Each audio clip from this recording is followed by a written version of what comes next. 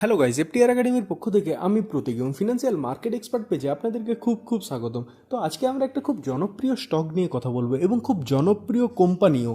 এবং আজকের এই ভিডিওটি শুধুমাত্র এই স্টক বা এই কোম্পানির উপর ভিত্তি করেই তৈরি। এবং কোম্পানিটির নাম হলো টাটা পাওয়ার। টাটা পাওয়ার তাদের ওএসএ অঞ্চলে অ্যাফোর্ডেবল রুফটপ সোলার প্ল্যান্ট চালু করছে।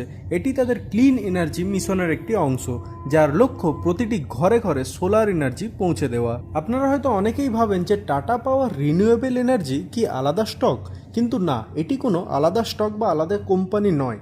এটি টাটা পাওয়ারেরই 100% ওন্ড একটি সাবসিডারি কোম্পানি। অতএব রিনিউয়েবল এনার্জি সম্পর্কিত যে কোনো আপডেট টাটা পাওয়ারের স্টককেই প্রভাবিত করে। টাটা পাওয়ার শুধু সোলার প্রজেক্টই চালাচ্ছে না, তারা আর্থিক সুবিধাও দিচ্ছে যাতে সাধারণ মানুষ ইনস্টলমেন্টে সোলার প্যানেল কিনতে পারেন। রিনিউয়েবল এনার্জির প্রফিট লং টার্মে অনেক বেশি, আর বর্তমানে টাটা পাওয়ার হলো ভারতের রুফটপ সোলার মার্কেটে 1 নম্বর ব্র্যান্ড।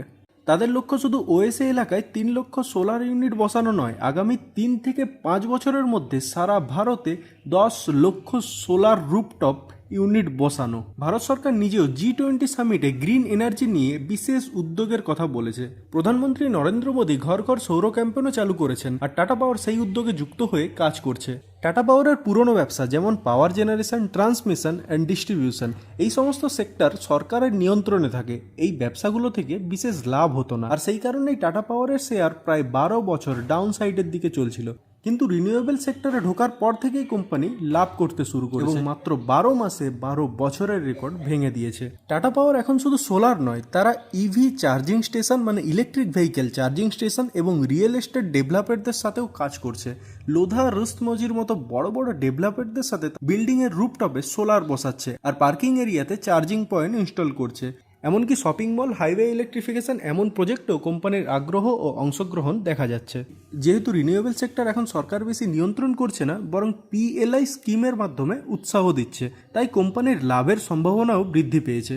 গত 5 বছরে টাটা পাওয়ার ধারাবাহিকভাবে লাভ করেছে।